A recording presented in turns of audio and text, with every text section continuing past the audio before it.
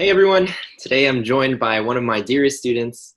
His name is Shaams. We've been working together for a few years now, and he's done some really incredible stuff. Started his own initiative, working on scaling it this winter or fall, and then maybe some even bigger, badder things beyond. But yeah, Shaams, if you could just tell us a little bit about yourself. Who are you? What kind of things do you like? What is your initiative? All right. Well, as Kevin said, my name is Shaams Nur.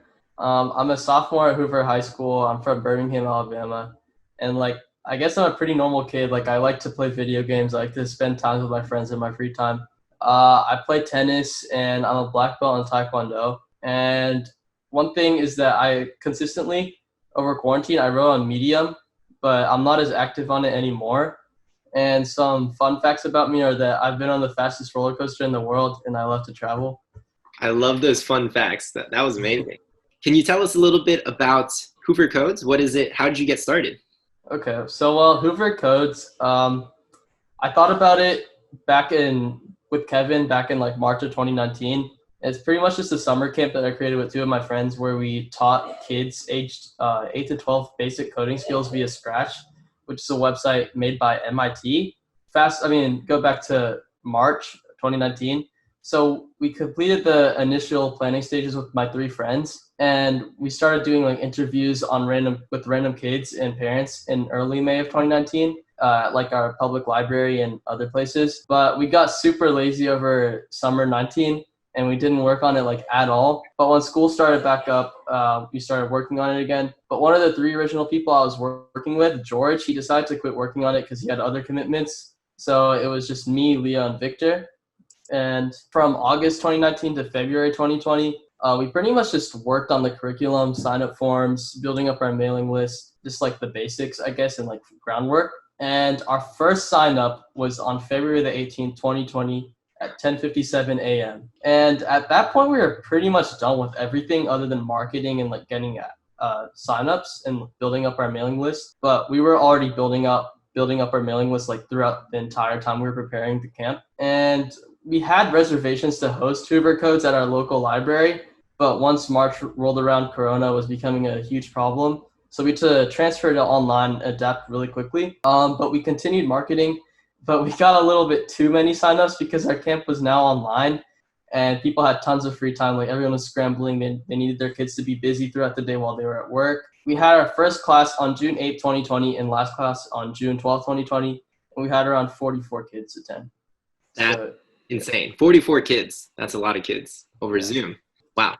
Congratulations. So it sounds like you started in March of 2019 and then the camp took place more than a year later. Yeah. I mean, it wasn't it didn't take 5 hours a day. I probably worked on it average 15 minutes per day, maybe a little bit more on some days, a little bit less on some and not at all on other days. But yeah.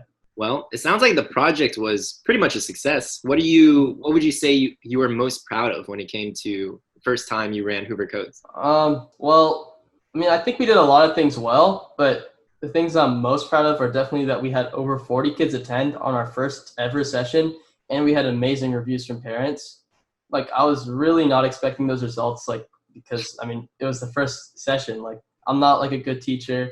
I had a really monotone voice throughout the entire camp. I was just really surprised. Dude, I was the same way when I first started. I was Yeah. not great talking on camera, and you Yeah. just get better over time. So Yeah, it was kind of awkward at the beginning because I'm not used to Zoom in this online in general. So 100%. Well, on the other side of the coin, what would you say was your biggest setback or maybe the things that you regret the most? What would you change about HooverCodes? well, I'll talk about my deepest regret and the hardest part. So first, the hardest part was making it engaging because it was 3 whole hours. I know 3 hours doesn't seem like a lot. School's 8 hours, but those are professionals. I'm just 14. I was 14 years old. Making it engaged for keeping the students engaged, 8-year-olds engaged for 3 whole hours is really hard, especially when 2/3 of the time was just individual. And that's another thing that we should have done, which leads me into my deepest regret, is that we had way too many kids, which led to not enough one-on-one feedback and just time in general. So next time we'll likely cap our students at 24, which will lead to more one-on-one feedback and just higher quality learning. in teaching. And also we'll cut down on the session links and make it more interactive through like Kahoots and more bright presentations. Yeah, that makes total sense. In a way, it sounds like 44 Kids was proudest achievement and also generated. It's like a blessing and a curse. So Gotcha. So what's in store for the future? I think you are working on something called HooverCamp now. How's that different from HooverCodes? So our current plan is to host HooverCamp this winter, and it will consist of both entrepreneurship and coding classes. Coding, like they won't both be required. Like if you take coding, you will have to do entrepreneurship and vice versa. But the thing is, there are almost no classes in Birmingham when it comes to like these two subjects. There's not much leadership in Birmingham, like not many leadership classes, in like coding classes, especially for kids of this age range. And this time around, we will be charging parents, but we'll be donating half of our profits to buy laptops for public libraries and schools around Birmingham. And pretty much like the main goal of HooverCamp is just to teach students about subjects that they don't typically learn about in school. A lot of kids, they might have an undiscovered passion for entrepreneurship because we don't learn about that in school. Before I took classes with Kevin, I didn't even know I knew what it was, but like I didn't know that it was possible for like a teenager, for a middle schooler or a high schooler to start their own initiative. I'm especially excited for entrepreneurship classes because I'm much more passionate about that compared to coding, like business and leadership compared to coding. But don't get me wrong though, like teaching how to code is really fun too. But it's just much more messy because like kids have to like share their screen all the time. Like, I don't know, it's just much more messy than coding. Can you tell us a little bit about your progress? Maybe what's the timeline for HooverCamp? When does it begin? How can we help you? The first class will be HooverCodes, like the first week. That'll start in early November, but we'll be doing classes every weekend since it'll be during the school year. So it'll be like Saturday and Sunday one week, and then Saturday the next week, and then Saturday and Sunday again the last week. And on that last day, we'll be having a pitching day, I guess you could call it, and the kids will pitch their projects to judges. And the top 3 winners, that might change too, like maybe top 3, top 5, they'll win a $25 Amazon gift card. Also, the next, and then like a week after that, we'll host Hoover Entrepreneurs, which will be like the same structure. Awesome. That sounds really, really awesome. So maybe we can zoom out for a second, and I guess I'll ask you 1 or 2 last questions. And I don't know if you have any questions for me that you want to ask, but HooverCodes, HooverCamp is stage 2. How do you plan to grow this, or what's your vision for HooverCamp in like, let's say 1 or 2 or maybe like 5 years? Do you have like a big hairy dream? Is this something that you're going for world domination, or you just want to keep it small and hand it off to someone else? It's okay if you're not sure out there.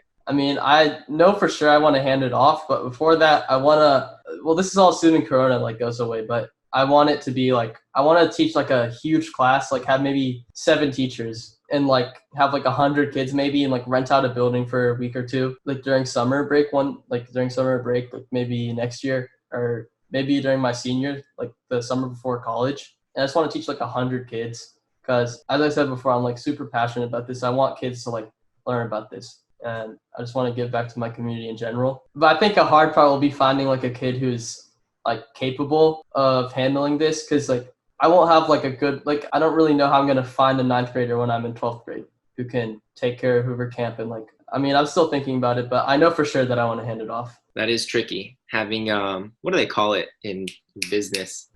Successor? A succession plan. Yeah. Exactly. Yeah. I'm sure you'll figure it out though. You have some time. Yeah, I got a couple of years. I really love your focus on, even 100 kids might sound like a lot. I mean, you started with 44, you'll probably have like 25 this time around. Yeah. So if you have 8 teachers or 9 teachers, maybe even 10, that's like a 10-to-1 student-teacher ratio, which is pretty high quality learning. And the number of students doesn't really matter as long as we have enough teachers. That's the thing. That makes sense. Are you thinking of hiring out like younger teachers, like also in high school, or having them as probably like around my age. Totally. That makes a lot of sense. All right, man. Do you have any questions for me before we wrap this up? I don't want to make it too long. Well, I was wondering if I could give like a tip to your viewers. Yeah, give us a tip. Yeah. So my biggest one is probably like, don't give up no matter what happens. I know that's like really cheesy and cliche, but like it's because it's like, it really is true. Because I remember a couple of weeks before HooverCodes started, we only had like 15 HooverCoders signed up. But luckily Leo and Victor, they pulled through. They got like 29 signups, like around that. So, and from there it's pretty much history. But another tip is to always talk to your customers throughout every stage of your initiative, because they're the most like reliable and valuable data source that you'll ever have. And the last one is that your mailing list is also very valuable. So Wow, you guys, Shams is dropping some pure wisdom on you guys. I hope you're taking notes. This is stuff that I learned when I was 21 years old, 7 or 8 years older than Shams. Maybe these are things that I think maybe even some people older than us haven't figured out yet.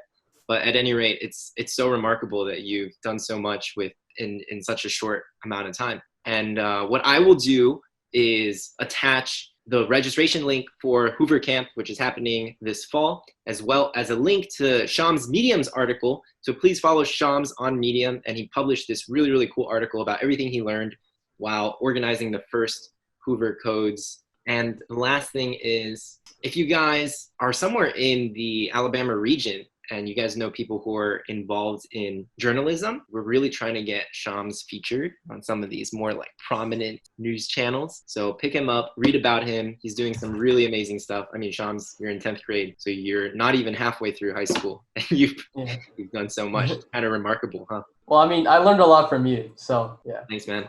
All right, that's pretty much it for this week. I'll be interviewing a few other students in the weeks to come. I have around 8 or 9, I think, who went through the incubator, maybe a few others who started their own initiatives. So my goal here with this series is really just to show you guys that, you know, it can be a lot when I'm just like Ivy League grad tells you start your own initiative, but this is Shaams.